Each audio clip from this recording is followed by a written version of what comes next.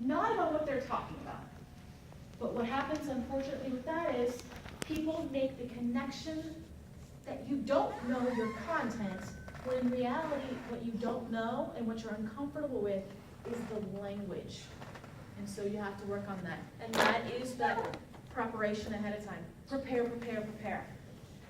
Keep practicing over and over, and when you have the opportunity, figure out what types of words you know that you want to actually use, especially if there's heuristic, systematic, whatever it is. Think about how you need to say them, pronunciations. Find out ahead of time so you can get up there, you have practiced, you have rehearsed, and you know the language enough to get past the uncomfortable nature of the wording. One of the things that I've done myself, as embarrassing as it is, and you will never see a video of this, I have one of the Mac screens at home, one of the larger ones, and it has the video input, so I can basically record myself.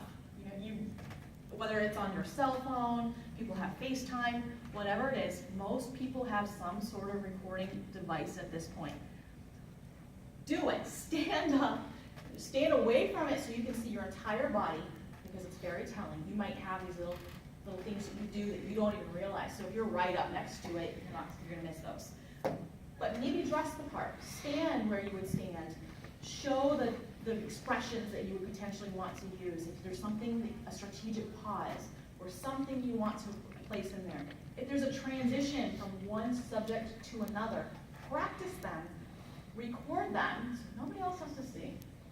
I'm telling you, some of these things are pretty embarrassing. They start off and like, woo, but it's helpful because then you can see what you do and you can strategize and you know your stuff so well that you're comfortable and you're confident, and whoever your viewer is can see that.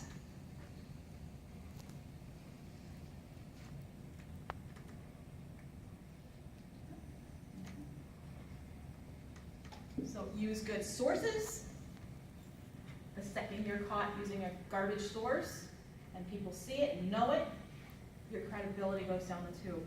I have a lot of students, once again, and I know grad students wouldn't do this, hopefully. They're using sources, on Google it said. On Google? And I think some people are actually confusing, at this level, Google for a source. But that is, even though you're not making that mistake at this point in your lives, the people that you are speaking to throughout your career sometimes are. So maybe they read on Google or Huffington Post or on whatever, on Facebook, I read this on some blog. So you may be competent and understand the sources of information. Whoever you're speaking to may not. So take that into consideration. Maybe find out, hey, what is it you guys know about this topic already? What sources of information did you get these things from? So that's a counter right there. So if you want to show them what facts exist, you can, not putting them down for the sources they use, because you're going to lose them immediately. They're going to be like, oh, they think they're better than me. But showing them the credible sources and saying, oh, well, these are some more credible sources. Technically anybody could post on Wikipedia, and you can kind of just, in a very polite way, explain the source itself and the nature of the source without putting them down, and then you can show them the credible evidence to support what you have to say. Being respectful when counter-arguing is huge. If you are arguing, yes? Can you give an example? Okay, so if someone makes a faulty claim and they're talking about why you should intentionally get people in Afghanistan to vote in one direction for political, for politics, and you think that one person is better than another, and somebody's saying, oh, well, you should just take out the guy that you don't want. You're going to have a counter argument, hopefully, of saying, that's probably not a good idea. So let's go ahead and think about that and what the repercussions of that would be. And perhaps if we did this, have you considered that blank, blank, and blank might occur? And so No, you're you're an breaking it idiot. down. You don't understand the situation. That's what you want to say, right? You're inexperienced. That's You're a complete counterproductive. moron. Yeah. I can't believe you just said that. You're a complete dummy. That's You- being disrespectful. It's disrespect, and so you have to avoid that. Now, sometimes you are riled up and people make stupid sayings, I mean, something that's completely off the wall. Sometimes it really gets to you, and internally you just wanna smack them. You can't, no physical violence. But you're not looking credible if you do it. So, and there are people, students included, that will intentionally try and egg you on. Oh, but I think I should've gotten an A because of blah, blah, blah, blah, blah. And the second you send them back an essay, you just egg them on and they wanna do it again and again and again, and they just keep on going. And so that happens too. So you have to be respectful with some sense of limitation, and be careful of your wording and not making them feel like a complete idiot. So, Very true. Have you had that experience ever where? Oh, well, it's just very common. When people feel like they're not being successful in their argument, they'll devolve to personal attacks. They'll try and diminish you as a person to try and That's how they make- levitate their argument. And that's where the disrespect comes in. They're no longer making a counter argument based on facts. They're being disrespectful to you in an attempt to minimize or minimize you as a person and or your argument along with. So that's their perceived elevation of their argument. Mhm. But they're actually losing the credibility that they're perceived as having. So in them getting aggressive, that's what happens. And so I mean, even though we all have feelings and emotions that are inside and internal, we have to sometimes put on that poker face and step outside of it. I showed a picture the other day in a graduate lesson that I had done with your class. And it was a little boy who was completely covered in feces and flies all over the place. And I was so angry inside. I'm like, there's this little boy sitting here, little infant, crying and screaming and covered, and I wanted to help. But if I did, then I would have been stepping in and I couldn't have done the function that I was there to do. Pathos, emotional appeals. This is one we all are more aware of than probably some of the others. It's tugging at the heartstrings, that fear, guilt, or desire in trying to maneuver a message or get people to do things through these. We see them in ads all the time. I will warn though, that something like a fear appeal can work, and it can also work against you. If you make people so fearful of you're gonna get whatever disease, and they're so nervous about that, what actually happens is it's kind of a fight or flight, and they get all nervous and they just think, oh, I have no control over this, I can't handle it, and they just completely go off and they just won't even listen to anything else you have to say. If you make them too nervous and too upset and too afraid, you lost the game altogether. On the flip side is people do sometimes do things based on fear, and if they're nervous, they're gonna get arrested if they don't act legally or whatever it is, or that they're some of the huge ones from this motivational list that we talked about. If they feel like their family is going to be threatened, that's a huge one. Yes. Would you say fear is the largest extrinsic motivator? Yes. It is certainly widely used and overall effective. But if everybody starts using the fear appeal, when they get inundated with fear, your adrenaline and everything else starts kind of, the levels actually start going up to a point where they're not effective. It's not, this is what happens actually when you go to war or something like that, and you're in an environment where there's so much conflict going on, your threshold actually changes, so that, oh, there's incoming, okay. I mean, you almost do get to that point. And so you have to be careful not to overuse those fear appeals because, oh, terrorism, terrorism, terrorism, terrorism, or whatever it is, and they keep getting that message. After a while, that's just the same old, it loses the effect.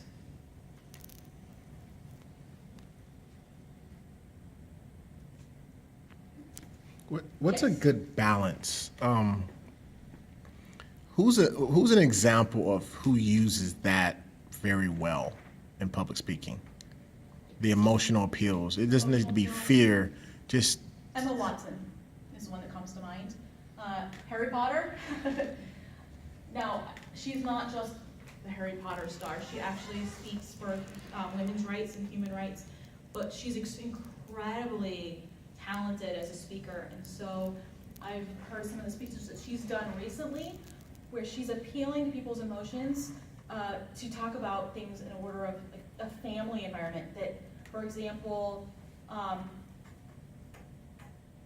women and men both have these rights, and both of us can be discriminated against in some sense, or these certain expectations of what a male role is or a female role, and how men, there's social expectations that men shouldn't cry or shouldn't feel emotional, or, but just kind of breaking that gap back and forth, and talking about how it's not just women or just men, and she's talking about gender rights in a really eloquent way.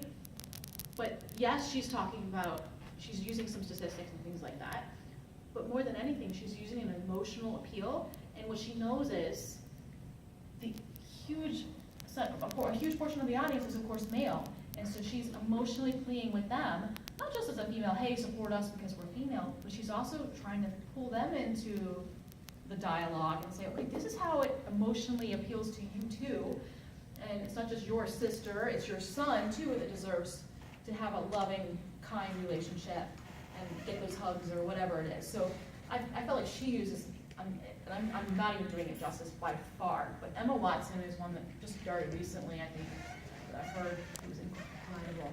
Tony Robbins is really good at it. Tony Robbins, how so? I agree. His whole thing is overcoming fear, personal fear, and he uses the fear of failure, lack of success in relationships as the motivator. So you can, you're gonna have a horrible life unless you make changes. So a little bit of fear and then a lot of hope. Mm-hmm. So it's all about emotion. Everything he does is to set you up to be afraid to fail, and then to give you that lifeline of hope. A lot of the abortion issues are certainly like that. I've seen huge, yes, they have statistics and they can say so many children, but I've seen a lot done with emotional plea and connecting life and, these different portions of that argument, I think are extremely emotional. And so looking at what is it that is going to affect people and could get them to side with you. Sometimes it is emotion that gets you. Sometimes it works, sometimes not. I will say sappy, sad stories sometimes don't work. Sometimes it's so just cheesy that you don't really fall for it. You're just sitting like, oh, really, seriously? And that's not effective with Context is puppies. important. Context is important. Certain audiences don't appreciate, well, it's cultural. Like self-deprecating humor is generally taught as a way to sort of break the ice in public speaking in North America. But In Asia, that sets you up as very true. And even here, we are such a multicultural environment. It's not always effective. I had a student this morning that tried we were doing special occasion speeches, and she did a roast on her boyfriend. But she went overboard to the point where it was just negative. I'm like, no, you have to at some point bring in, okay, while I may be just joking and playing, with all of the silly folks that you have, I love you, blah, blah, blah, blah, but somehow tying it in, and all it was negativity, like this inability to wrap it together. So cultural differences, we're just talking about that. There are definitely cultural differences you have to keep in mind when you're speaking in general. A lot of it's body language and what you wear. In Afghanistan, I showed you guys pictures. I did choose, I wasn't required to, but I chose to wear the headgear just because I felt like that was respectful. And while the guys could roll up their sleeves, it wasn't culturally appropriate for me to run around my pants rolled up and my arms all over the place. It just wasn't acceptable. And I would not have been effective in doing basically conflict resolution. That whole mission would have failed. And sometimes you can actually step outside of what a norm is, but it's hard to know sometimes when you can. For example, both of these meetings are typically all male, and I went, and I was in there, and it was effective, and it was okay. But there were a number of things that happened because that allowed me to break that social norm.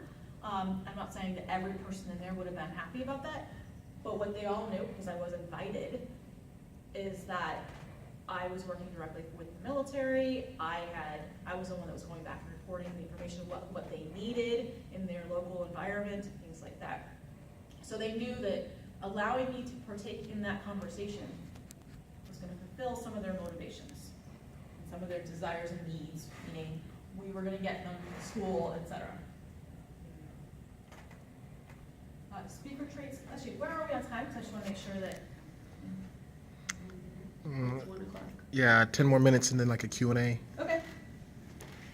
So consider the speaker traits, let me see if I can find some intelligibility. So we're, Dialect is a hard one to kind of overcome. There are actually training coaches to try and achieve a balance on dialect, or the way you enunciate things can be actually more